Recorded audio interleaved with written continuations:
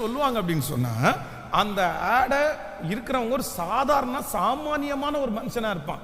அந்த மனுஷன் எப்படி பேசுவான் அப்படின்னு சொன்னா, நான் இந்த ரம்மியை விளையாடினேன், விளையாடுறதுனால எனக்கு இவ்வளோ லாபம் கிடைச்சிருச்சு, நான் இவ்வளவு சம்பாதிச்சேன், நான் ஒரு கார் வாங்கிட்டேன், நான் ஒரு வீடு வாங்கிட்டேன் அப்படின்னு அந்த மனுஷன் சொல்லுவான்.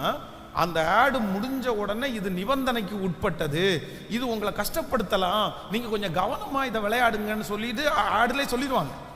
ஆனா உண்மையிலே என்ன அப்படின்னு சொன்னா, அதை நம்பி அந்த ரம்மி விளையாடுன ஒருத்தர் கூட தங்களுடைய வாழ்க்கையிலே பணம் சம்பாதித்ததை ஃபேஸ் டு ஃபேஸ் ஒரு நபரை நீங்க காமிச்சிருங்க பாருங்களேன்.